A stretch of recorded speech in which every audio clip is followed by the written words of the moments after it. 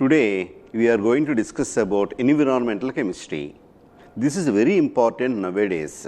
Why? Because we must know what changes are happening in the environment. The whole world is suffering without knowledge of this environmental chemistry. Why? Because they have no awareness about what changes are happening in the environment. So, this kind of the branch of chemistry which deals with the changes happening surrounding us in the environment, we call it as environmental chemistry. First of all, we should know the meanings of certain terms in environmental chemistry. What are those? First, what is the meaning of a pollutant? The substance which is already present in the environment and causes adverse effects on environment is called as pollutant. There are mainly 6 pollutants are there. 6 pollutants. The 6 pollutants are oxides of carbon, carbon monoxide, ozone, lead and nitrogen dioxide, particulate matter and also sulfur dioxide. These are the main 6 pollutants present in environment, which are already present in environment. They will cause adverse effects on environment. Next, contaminant. The substance which is not present in environment but enters into environment due to human activity. Example, methyl isocyanate. This is a gas released by Union Carbide factory in Bhopal in December 2nd and 3rd in 1984. It caused the death of many people. More than 5 lakh people are affected, but nearly 8,000 people are dead because immediately on the spot. This is called Bhopal gas tragedy. Bhopal gas tragedy, that is caused by methyl isocyanate. And another one, Minamata disease. Minamata, methyl mercury. This is also dissolved in seawater in Minamata island present in Japan. In that island, these methyl mercury compounds are dissolved in seawater. Many fishes are present in seawater contaminated with this methyl mercury, and many people are in that island. The people who are living in the island, they used to eat fish every day in their dish. So, every person in the island affected with this methyl mercury, they are causing brain tumors, and also it causes the problems in brain, so that the mental condition of the persons are totally different, changed. Till now their generations are suffering from this problem only. This is called Minamata disease. Okay. Next, another one, receptor. The medium which is affected by environmental pollution is called as, which is affected, human eyes are receptors of carbon monoxide pollution, human eyes. And also we are also having receptors of sulfur dioxide pollution in the environment. That is called receptor, human eyes. Receptors of carbon monoxide pollution causes eye irritation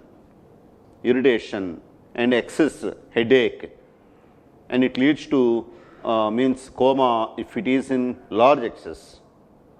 Similarly, next, sink. The medium which reacts with environmental pollutant, we can call it as sink.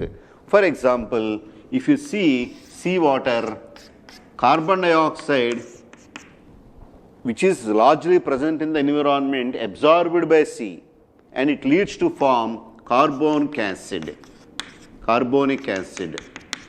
carbonates. So, the medium which react chemically with environmental pollutant is called as sink.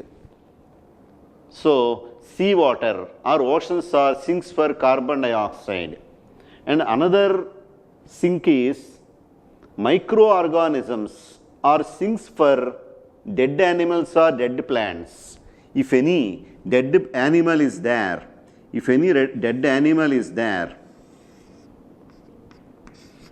dead animal is there. So microorganisms will start eating. Microorganisms will start eating this dead animal. So microorganisms are act as sink for dead animals or dead plants. Similarly, next, speciation. What is the meaning of speciation? The classification of pollutants into either organic or inorganic. Organic or inorganic. This kind of classification is called speciation. That kind of classification of pollutants is called speciation. Organic pollutants, they are DDT, means pesticides, they are also pollutants. So that kind of classification is called speciation. Next one, and dissolved oxygen. The amount of oxygen present in dissolved state in water for aquatic animals and plants. The oxygen which is present in dissolved state for aquatic animals and plants is called dissolved oxygen. More the value of dissolved oxygen, greater is the quality of water, lesser is the pollution. The water is good quality if dissolved oxygen is more. So how they are asking questions? They will give 4 values of DO.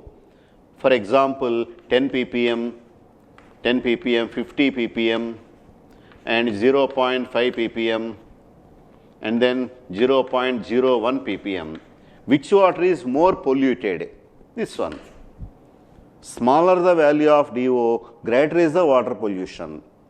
Next, another one, chemical oxygen demand.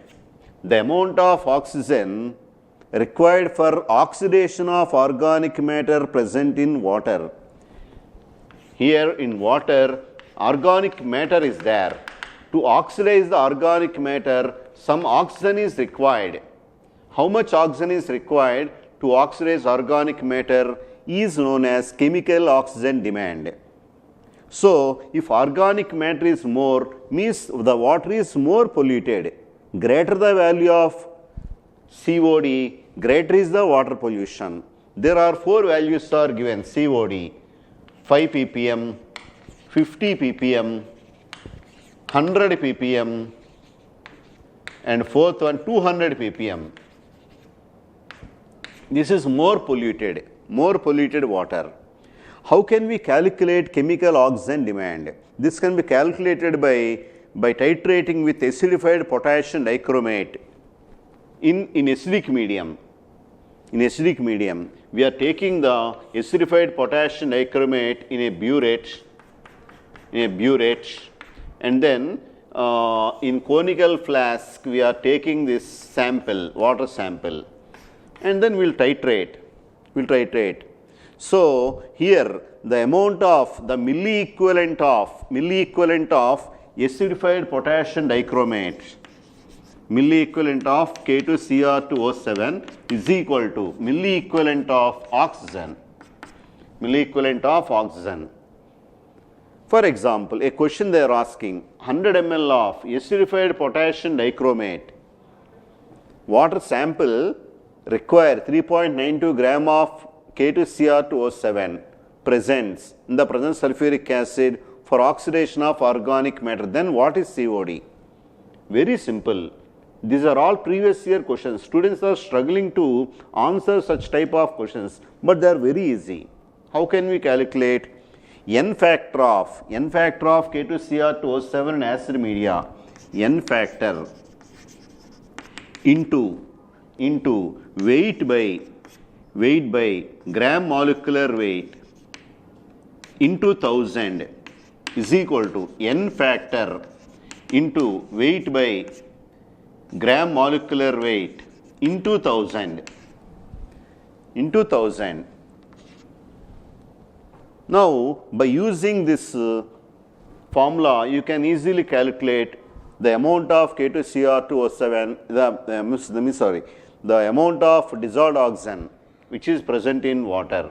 So, which upon solving, X value we got 0.64 in 10 power minus 3 gram. But we have to report this is present in 100 ml of given sample of water.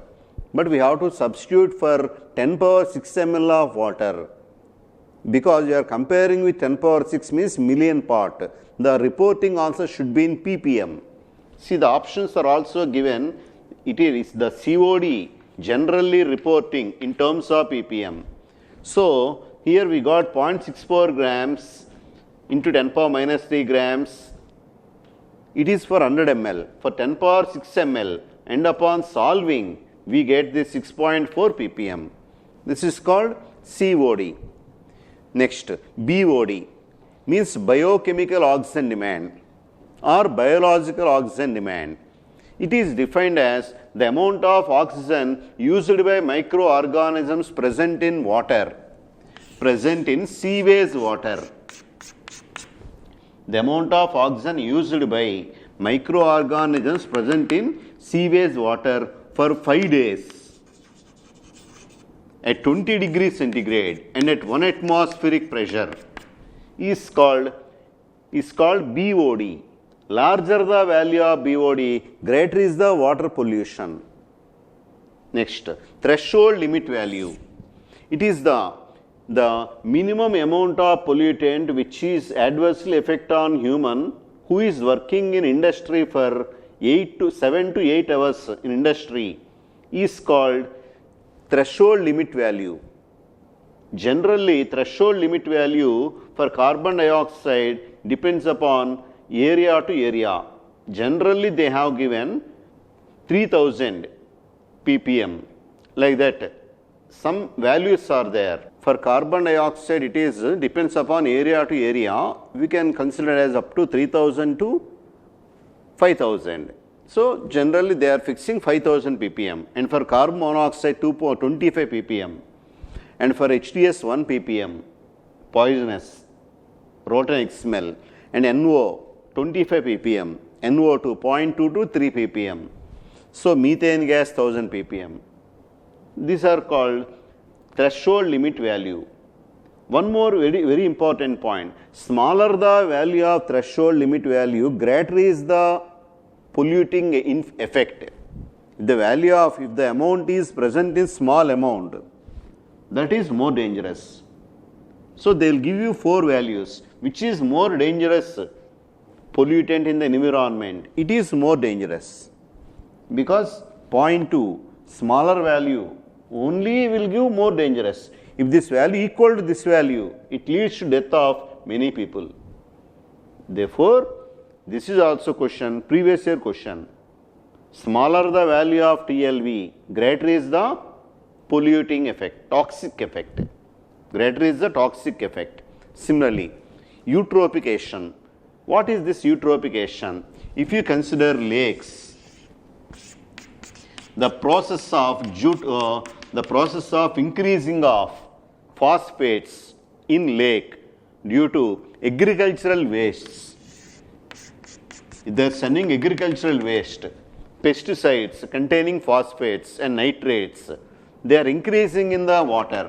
Because of that, they will decrease the oxygen content of water and increase the development of algae. Development of algae reduces oxygen content, and the lake become green. The color of the lake turns to green. This kind of effect means environmental pollution is called as eutrophication. Next, bioamplification. Here the means the entering of or the increase of concentration of pollutants from lower animals into higher animals through food chain. For example, if you take small insect,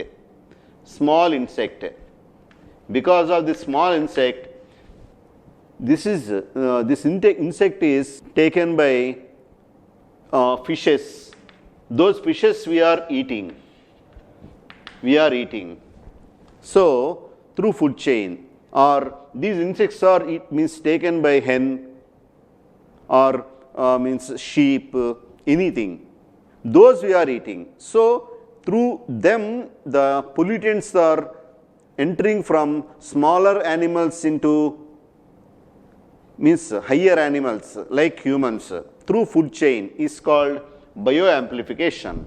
Types of pollutants. There are mainly two types of pollutants, primary and secondary. Primary pollutants are mostly, see, sulfur compounds, means oxides of sulfur, and then particulate matter. Less than 100 fine particles are also cause pollution. For example, when you are walking on road, there are some particulate matter coming from exhaust fumes of automobiles. That is also causing pollution. And when we are going for any wood industry, means wood cutting means plant, there also some particles are present in the atmosphere. If any drilling of water, means water drillers, during that time also some dust is coming, that is also called particulate pollutants. So, depends on the diameter of the particle, we can decide these pollutants. Next, another one. These are all called primary pollutants. They are all called primary pollutants. Example, oxides of nitrogen and then carbon monoxide released by incomplete combustion of automobile engines, also releasing carbon monoxide pollution. Similarly, halogen compounds and organic compounds. These are all causing primary pollutants. Secondary pollutants, these are formed by combination of two or more primary pollutants. We can call them as secondary pollutant. Example, formation of ozone and formation of formaldehyde, PAN, peroxyacetyl nitrate. Next one, chemical smog, and also mist of sulfur dioxide. So, these are all secondary pollutants. Next, now we will discuss about the biodegradable and non-biodegradable pollutants. What are biodegradable? The pollutants which are degraded, which will become into small fragments. Those are called biodegradable. They are not harmful to environment. What are the examples of biodegradable pollutants? They are wood, paper, bones, and then plants, leather, urine, sewage, all they are degraded in the soil. So, they are not harming. Next, if you consider non-biodegradable polymers, they are dangerous. Plastic bags, that we are using the plastic covers and plastic bags. That's why the Indian government, not only Indian government, all over the world, they banned using of plastic covers, because if you are throwing plastic covers in the soil, they are not degrading, but they are occupying. And if you are throwing the plastic covers into sea water through our dust, so the plastic covers are taken by fishes. So, it leads to the death of even aquatic animals. And also the plastic covers the most of the surface of the soil. Because of that, rainwater is not entering inside the soil. It is also causing environmental pollutant. Therefore, plastic covers, DDT, pesticides, mercury, lead, arsenic, and aluminum cans, aluminum vials, and then glass, fibers. These are all non-biodegradable. They will stay for many years. They are not degrading, but they are causing environmental pollutant. So, next one, atmospheric pollution. See, there are mainly two types of atmospheric pollutions, tropospheric pollution and stratosphere pollution. Troposphere, the range from up to 11 kilometers, 0 to 11 kilometers range, the atmosphere, it is called as troposphere pollution. Here there are two types of pollutants. They are gaseous and non-gaseous.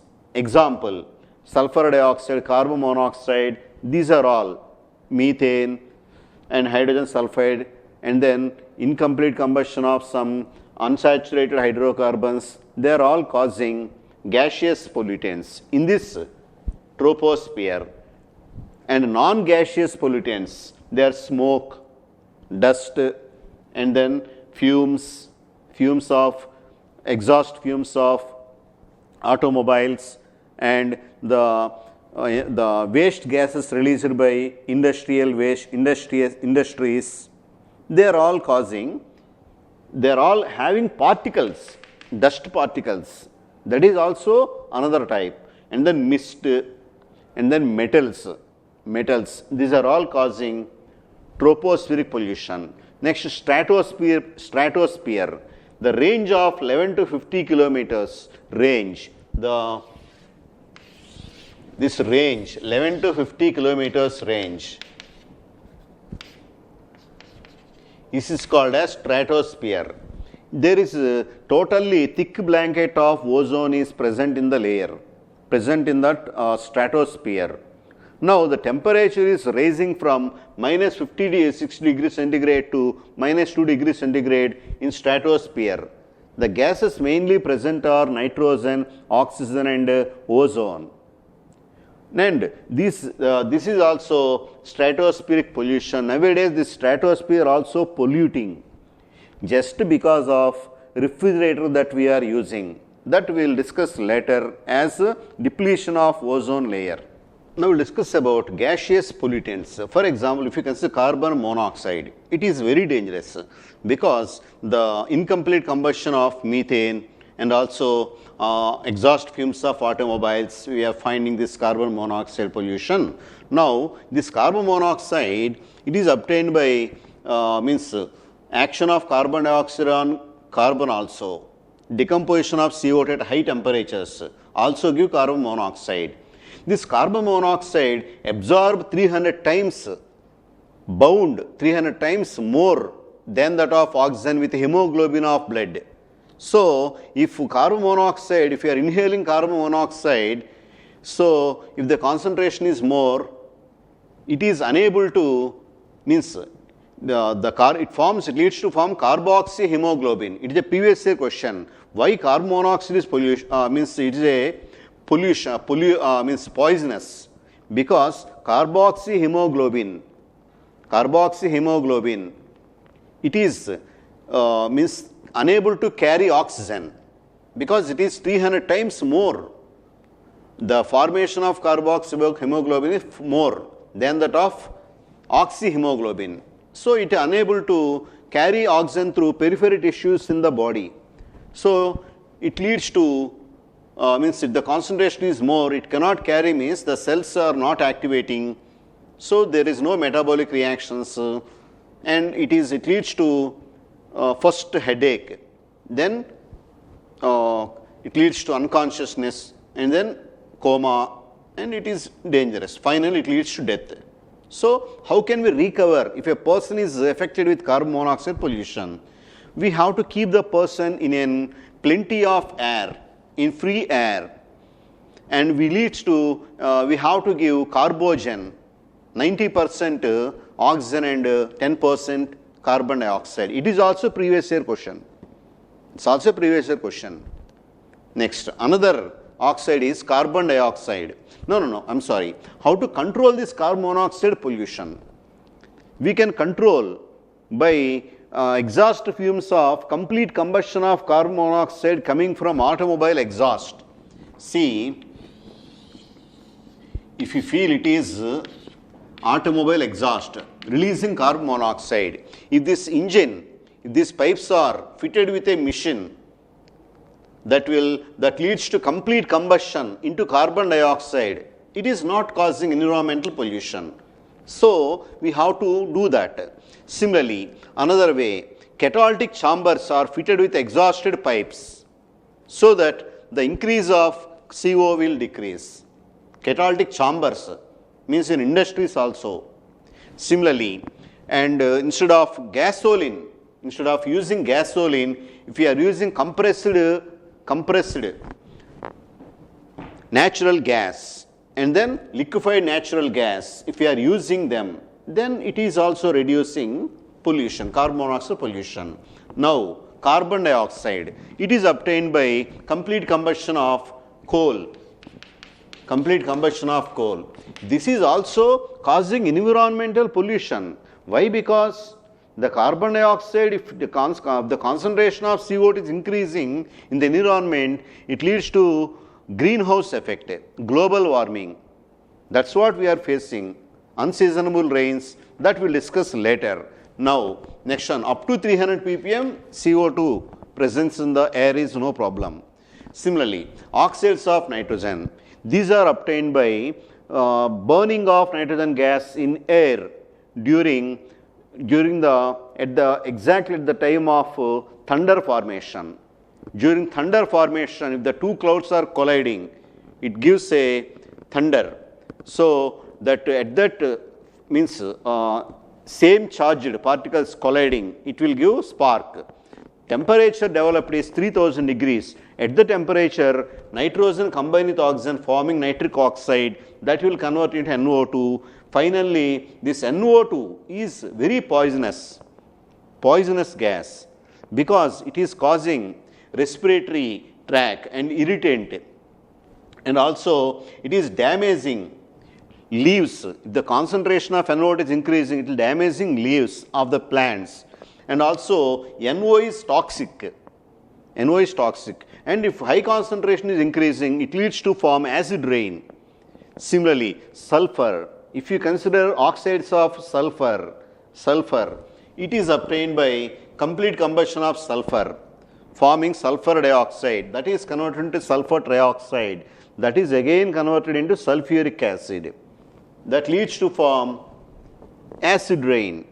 Now, the acid rains are mainly contaminated with containing the composition up to 60 to 70% of oxides of sulfur and 30 to 40% of oxides of nitrogen. Similarly, the sulfur dioxide, because of the presence of sulfur dioxide, it is causing the damaging of stones. Means it will cause what I am saying, it corrodes the stone. Stones are damaging, corroding, and also it causes the corroding of leather and also painted surfaces, and it leads to form cough. If you are inhaling more sulfur dioxide, it leads to cough. It will damage mucous membrane, and then a high concentration of SO2 damage the flower buds. And also, if you compare the poisonous nature of H2S and SO2, H2S is more toxic than sulfur dioxide. Similarly, another gaseous pollutants present in environment are hydrocarbons, mainly methane gas, formaldehyde. Due to bacterial oxidation, it is converted into methane and then carbon dioxide. So here it is converted into methane. It is dangerous. The presence of methane is also causes damaging of depletion of ozone layer, and ethylene gas causes premature synthesis in humans and abscission in plants, and benzene causes carcinogenic, cancer causing, called leukemia. Like that, these are all called pollutants of hydrocarbons. Now we will discuss about particulate pollutants present in air. First one, mist. We can find this mist during the winter. During winter you can find mist, fog, mist. So early morning we are seeing fog and mist. We are unable to identify objects even close to us. So here these are formed mainly because of this targets, the herbicides and insecticides during their means the presence in the air causes smog, mist. And then another one, smoke also causing air pollutant, particulate pollutant. Why? Because the smoke obtained from automobiles, for example, if you see the Volvo buses, they are releasing large quantity of carbon particles only, and some persons who are smoking cigarettes, they are also giving particulate pollutant. We have to away from them, or we have to ask them to stop smoking cigarette. And then BD, tobacco, they are also causing particulate pollutants in air, they will cause, they will damage human lungs. They will form a thin layer of this particulate on the surface of lungs. That's why even though if you are a person just beside the person who is smoking cigarette or tobacco, they are also infected. This is called, or if a person without having any mask, if they are walking mostly in traffic areas, also causing particulate pollutant, it will cause the damage of their lungs. It leads to bronchitic allergy, bronchitis. They will get cough, repeatedly they are getting fever, difficult to control. So, repeatedly fever coming. Similarly, next one, aerosols, chlorofluorocarbons, they are also causing particulate pollutants. Next one, dust. Dust, how we are getting dust? Mostly grinding, drilling of land, and also grinding of granite stones, limestone, and silicon dioxide, also particulate pollutant. You can find the silica pollutant mostly even in air. Sometimes we are finding silica, means this particulate pollutant. Similarly, cement and fly ash, these are all causing particulate pollutants. Next one. Now, effect of these air pollutants. The air pollutants we discussed. Now, what is the effect of this air pollutants present in air?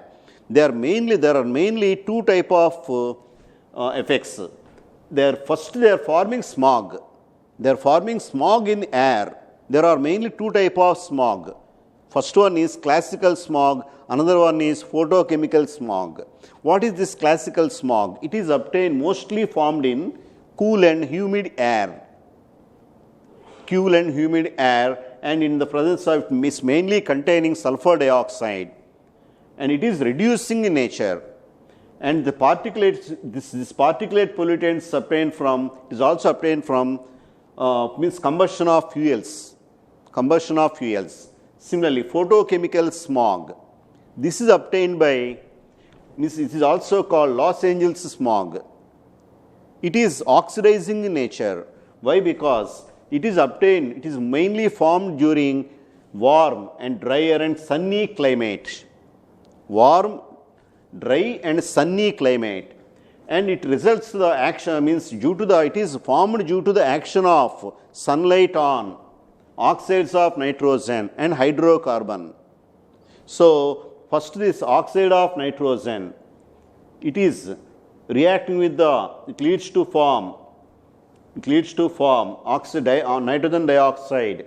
Here the ozone gas and also NO gas both are strongly oxidizing in nature, and they will react with the unburned hydrocarbons, which leads to form PAN, peroxyacetyl nitrate, called PAN. And then, so this is called as photochemical smog.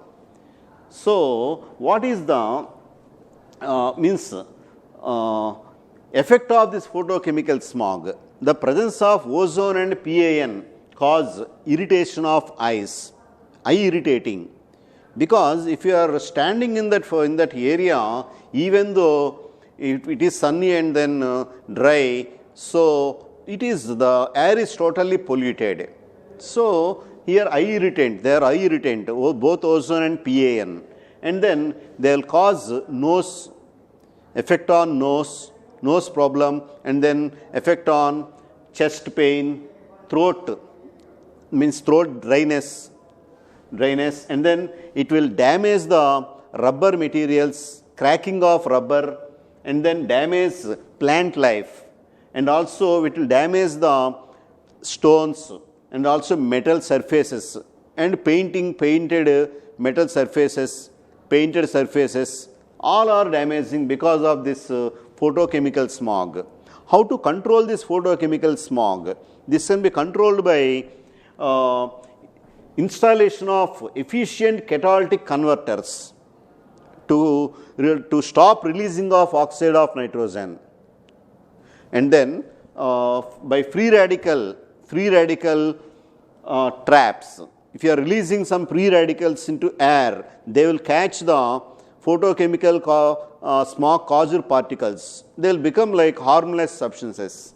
Next one, the certain plants, means by the growth of certain plants like Pinus, Juniperus, then Vitis, Pyrus. These plants reduces the concentration of nitrogen oxides in air. So, such kind of plants, if they are present in just besides the road, they will control oxide of nitrogen. These are the methods of controlling of photochemical smog.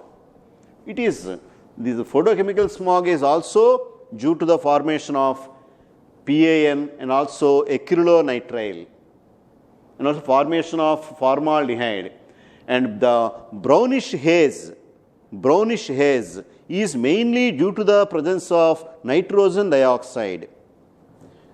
This is obtained due to supersonic jet planes. Supersonic jet planes are releasing oxides of nitrogen.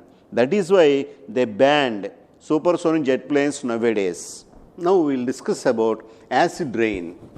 Acid rains are mainly due to the presence of oxides of nitrogen and sulfur in air. Now, in the pH of acid rain is 5 to 6. It is formed by oxides of nitrogen and then sulfur. So, here sulfur dioxide and oxygen combine, forming in the presence of air form sulfuric acid, and similarly nitrogen dioxide also form nitric acid. This is called acid rain. Now, this is the mechanism of formation of acid rain. Nitric oxide combination with ozone in the presence of sunlight forming nitrogen dioxide and oxygen. Like that, this is a mechanism of formation of acid rain. NO2 again combine with NO3. Combine with ozone forms NO3. NO2 and NO3 combine forms N2O5, which reacts with the water moisture present in clouds forming HNO3. What are the bad effects of this acid rain? This is mostly sulfuric acid and nitric acid. First, it will damage the limestone present in all surfaces. See, all buildings are constructed with cement contaminated by limestone content. So, and the most valuable monument like Taj Mahal is damaged. We can call it as stone leprosy. It is damaged because of this acid rain. Now, it will damage metals structures like iron and steel. Metal structures are also damaged because of acid rain, and also it will corrode water pipes. Heavy metals like iron, lead and copper are completely corroded because of this acid rain. Similarly, because of this acid rain, it increases the concentration of acid in lakes, due to which small fishes will die because of low pH. At low pH, they cannot survive. Similarly, it will damage plant and trees and growth of plants because of change of pH of soil. It is a previous year question. Similarly, now next topic is greenhouse effect. See, what is the meaning of greenhouse effect? The regular increase of temperature of Earth's surface due to blanketing effect of carbon dioxide. Due to increase of carbon dioxide in the environment. Why carbon dioxide increasing? Due to burning of fossil fuels and due to loss of plants, deforestation. We are constructing many buildings, we are cutting many plants. Because if plants are present, CO2 is absorbed by plants, but it is not happening. Because of this, it leads to form greenhouse effect. Now, the main greenhouse gases are carbon dioxide, methane, water vapor, nitrous oxide, and chlorofluorocarbon. These are all greenhouse gases, oxides of nitrogen. Now, what are the main drawbacks of this greenhouse effect? Unseasonable rains, hurricanes, global warming, polar ice caps melts. It leads to increase of floods and it leads to increase of rise of sea level every year. Sea level rising. Some islands are completely submerged because of this global warming. Similarly, because of this global warming, unseasonable rains, for example, in summer we used to eat mango, but because of this unseasonable rains, the mango is not growing and then they are falling down, so it leads to give great loss. And then another topic is depletion of ozone layer. See, ozone layer present in stratosphere 11 to 50 kilometers range. It is protecting the earth surface. The life of earth surface is protected by this ozone layer. So naturally it is formed by combination of oxygen gas with ultraviolet rays forming oxygen radical. They will combine with oxygen, forms ozone. It is naturally formed during the formation of Earth's surface only. That is why we are having a life. Now we have to protect this damaging of our hole formation in ozone layer. Why the holes are forming in ozone layer? Because the supersonic jet planes are releasing oxides of nitrogen. Those are attacking on ozone, forming NO2 and O2. So makes holes. And fluorochlorocarbons that we are using in our refrigerators, in sunlight or under normal conditions also, if they will come into air, they will release into air. Because we are using refrigerator for many years, the compressors are having this chlorofluorocarbons. They will enter into environment. So many houses are there in the world. So if population is more fluorofluorocarbon, one chlorofluorocarbon damage 1 lakh ozone molecule. That is called free radical mechanism. So the radical damage ozone layer is Cl dot. Now the Cl dot attacks on ozone layer, forming ClO dot. So the radical formed in ozone layer is chlorine monoxide radical. See how they are changing the question pattern. The radical formed in ozone layer, depleting ozone layer is ClO dot. The radical which is responsible for depletion of ozone layer is chlorine free radical. Like that they are asking. So now this will attack on again nascent oxygen forming chlorine radical and then ozone. So finally chlorine radical is mainly responsible for depletion of ozone layer. Now what are the effects of this ozone layer depletion?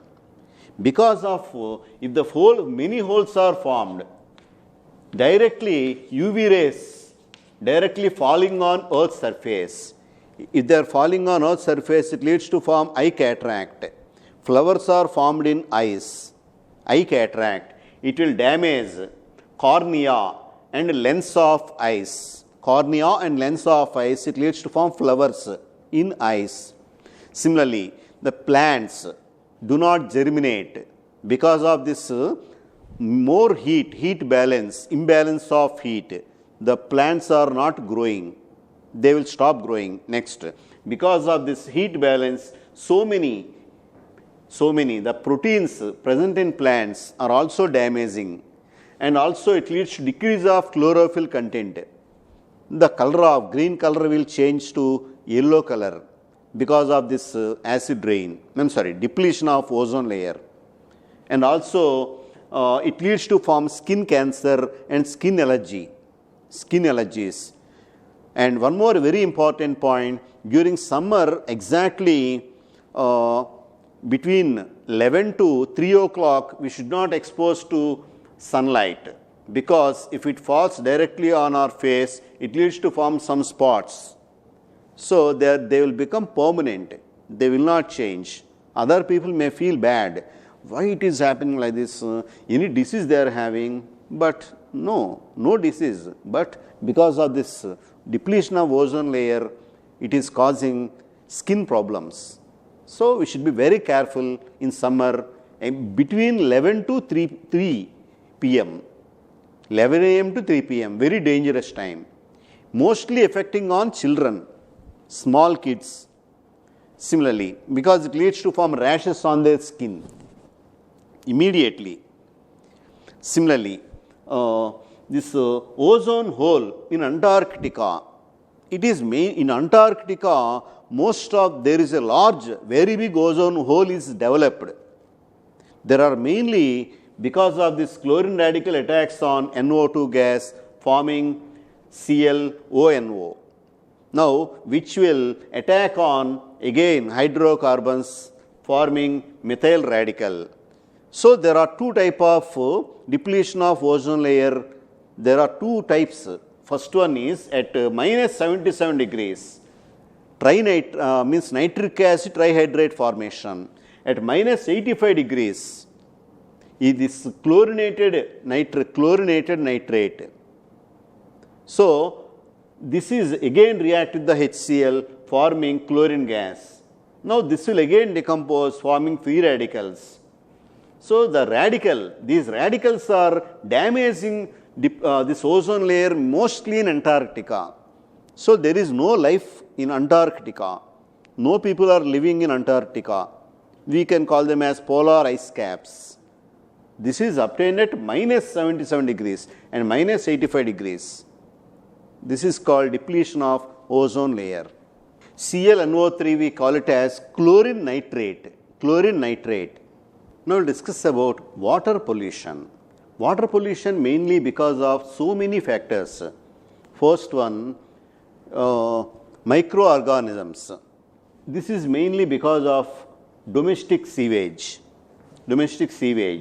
Similarly, organic waste, because the dead bodies and animals, food processing units are mixing in water, also causing water pollution. Next, toxic heavy metals, lead, arsenic, and then mercury, these are all also causing water pollution. Similarly, sediments and on heating, more heat also causes water pollution. Now, mostly the drinking water is very important for us. The drinking water, now we will call it as fluoride. The fluoride content present in water is only 1 to 3 ppm. Less than 1 ppm causes tooth cavity, more than 3 ppm causes fluorosis. Fluorosis means converting of teeth into yellow and bending of bones. Why? Some areas naturally containing the water containing excess of fluoride in water. If you are drinking such water, it leads to fluorosis. Fluorosis means more fluoride content. Now, how can we identify presence of fluoride content in drinking water? By using zirconium alizarin S. It is a reagent. If you are adding 2 drops of that reagent, if excess of fluoride content is there, because of this blue colored zirconium alizarin S, the fading, the extent of fading, if it fades more fluoride. If it fades slowly, less fluoride. This is called testing of fluoride content. So, how to remove the fluoride content? Defluoridation techniques. First one by the methods of removal of fluoride content by defluoridation. Defluoridation means by adsorption process. Adsorption means ion exchange resin method, and the most important method is Nalgonda technique. In the Nalgonda technique, they developed it is called Neeri. So there they are adding alum, lime and bleaching powder in the same order so that the fluoride is precipitated. Calcium aluminum fluoride, CaAlF5, CaAlF5, because charge conservation. This is a precipitate. They will separate, called Nalgonda technique. This we will call it as water pollution. This is called water pollution. So if you go to some areas like in Delhi or in Kashi, there you are seeing so many dead bodies are present in river water, because this is also causing water pollution. So, and also in some villages they are cleaning buffaloes in their river water, in their lakes and river water also. That is also causing water pollution.